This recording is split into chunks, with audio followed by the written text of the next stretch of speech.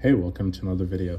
So today we're going to be going into the rise and fall of the gold SOKAR. But before I begin, please be sure to like the video, subscribe to the channel, join the Sith Citadel Discord, links in the description, and consider becoming a join member or sending a super thanks if you wish to further support the channel. Otherwise, let's jump straight into it. In 1999, SOKAR resurfaced among the System Lords, waging war against Harrower while simultaneously attacking Earth. This assault was facilitated by Apophis, who, facing defeat, sought to bring down the Tari with him. To bypass Earth's Stargate defenses, SOKAR employed a particle accelerator through the wormhole.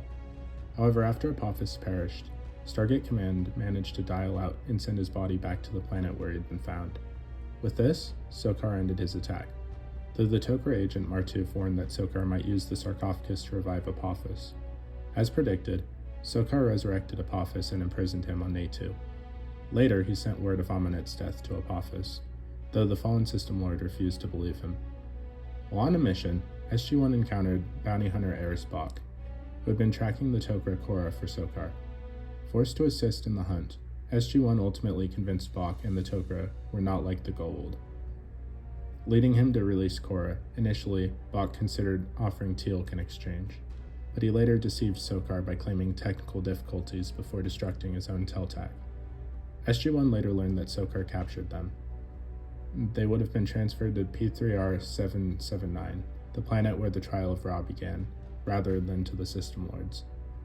SG1 later confronted an Unos serving SOKAR, who masqueraded as a demon on a medieval world to harvest hosts for his master.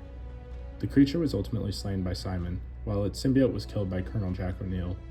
To prevent SOKAR from exacting revenge, the villagers buried the Stargate, with Major Samantha Carter reasoning that the planet was too remote for SOKAR to reach by ship. Within a year of his return, SOKAR had amassed an overwhelming force and prepared to launch a decisive strike against 6 key System Lords, aiming to dominate the galaxy. The Tok'ra, seeking intelligence, set Jacob Carter to infiltrate SOKAR's ranks. However, Jacob discovered SOKAR's army was 10 times larger than expected, and that an attack was imminent within 2 weeks. Before he could relay this information, he was captured and imprisoned on Natu. The Tok'ra, realizing the threat SOKAR posed, enlisted SG1's help to rescue Jacob and uncover his findings. Their mission was aided by Major Carter's past as the host of Jolinar of Mokshur, the only person known to have escaped Natu. While on the prison moon, Jacob revealed SOKAR's impending assault on the team, and Martuf, who relayed the information to Teal'c, waiting in orbit aboard a Teltac. Meanwhile, Bainar, the overseer of Natu, reported to SOKAR, thanking him for sending Jolinar's former host, allowing him to exact his revenge. However, SOKAR soon realized intruders had infiltrated Natu and ordered Bainar to extract information and execute them within a day. He commanded Jumar to locate the ship that had brought them. Teal'c's escape in the Teltac alerted SOKAR, prompting him to accelerate his attack plans, cutting the timeline from several days to just 2. Learning of this, the Tok'ra devised a counterattack, exploiting the fact that SOKAR would take his attack into orbit over Natu to cleanse its prisoners.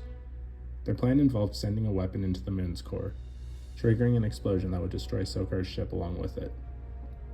As predicted, SOKAR brought his attack into Natu's orbit and demanded an update from Bainar, only to be contacted instead by Apophis, who had killed Bainar and taken control of the prison.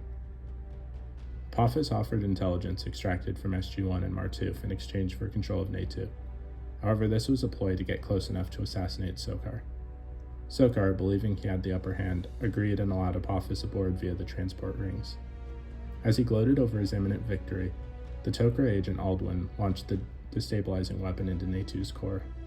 During his audience with SOKAR, Apophis revealed false information about the Tok'ra's location. But SOKAR, having recently conquered the planet mentioned, saw through the deception and ordered Apophis tortured to death. As SOKAR reveled in his rival's suffering, Jumar reported that Natu was destabilizing and on the edge of destruction. Seizing the opportunity, Apophis killed the Jaffa guards and attempted to assassinate SOKAR from the staff weapon. However, SOKAR activated his personal shield, blocking the blast. Apophis fled as Natu erupted, destroying SOKAR's ship and killing him. But what did you guys think of the rise and fall of SOKAR? Please let me know in the comments down below. If you haven't already, please be sure to like the video, subscribe to the channel, join the Sith Citadel Discord, links in the description, and consider becoming a join member or sending a super thanks if you wish to further support the channel. Otherwise, I'll see you in the next video.